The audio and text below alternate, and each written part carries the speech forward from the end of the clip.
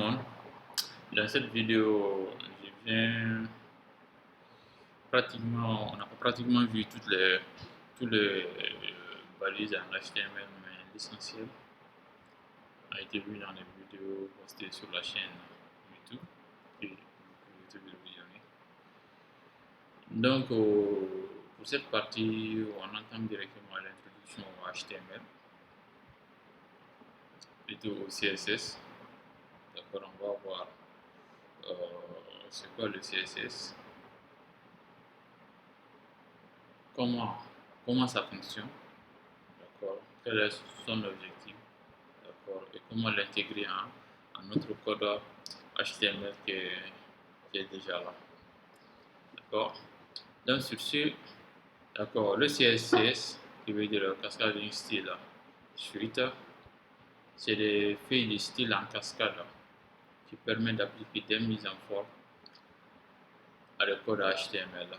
D'accord, l'avantage du CSS, ça c'est de séparer la mise en forme avec le contenu.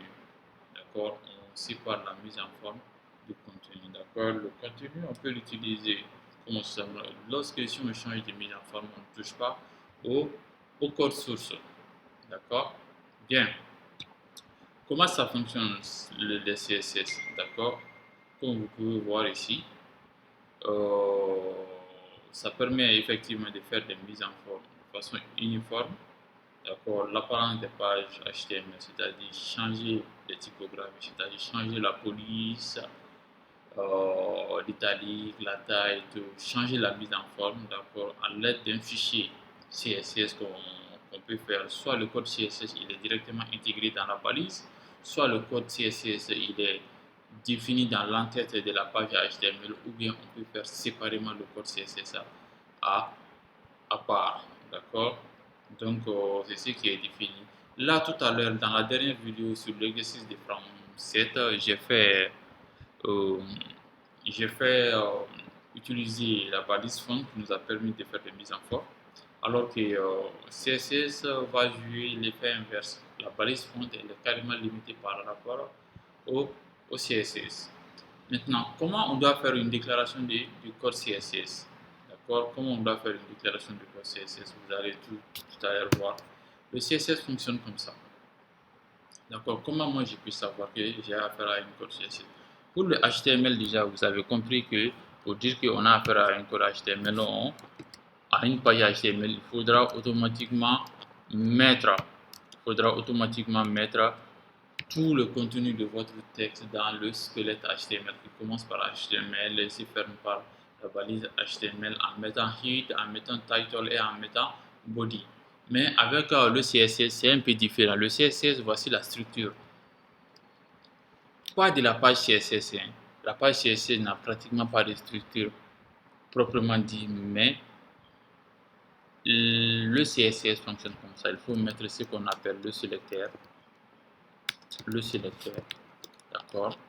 Quand je mets le sélecteur, j'ouvre les guillemets, plutôt les accolades.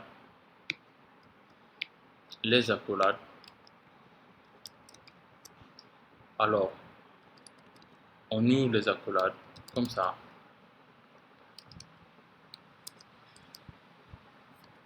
Je mets ici ce qu'on appelle propriété.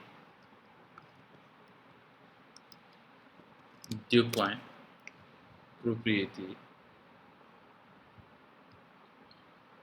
Propriété et des points. Je mets ce qu'on appelle valeur.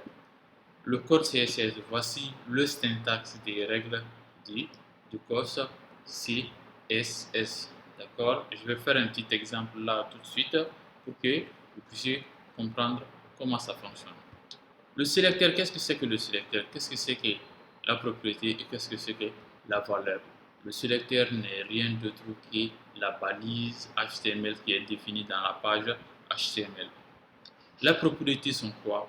Sont tout simplement quel type de mise en forme vous voulez appliquer. Si par exemple, ici, le sélecteur ici, je peux mettre entre parenthèses, par exemple, la balise body. Oui, la balise body. Ça c'est le sélecteur. La balise body, c'est le sélecteur.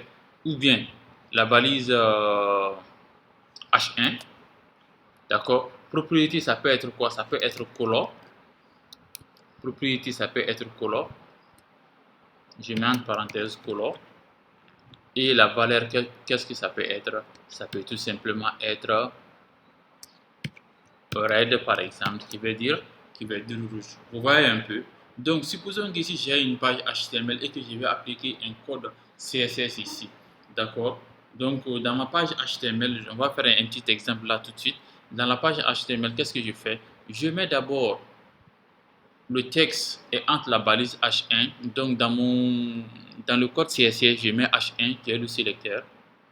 Propriété qui est color, c'est-à-dire que je vais changer la couleur et la valeur de color va être tout simplement red. Mais pour ça, il me faut d'abord vous montrer comment on doit appliquer le CSS à un code HTML. Pour ça, on vient sur Sublime Text. On va aller sur Sublime Text. D'accord, on va aller sur Sublime Text. Nous sommes le dossier. Un exemple, je vais le mettre dans le même dossier. New file. D'accord. Plutôt projet, open project. D'accord. Public HTML.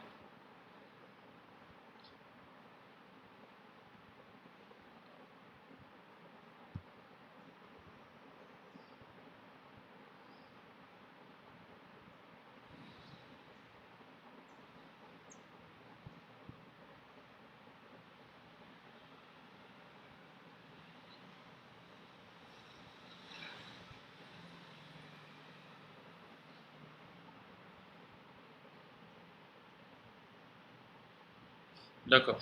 Donc c'est bon déjà, c'est pas grave.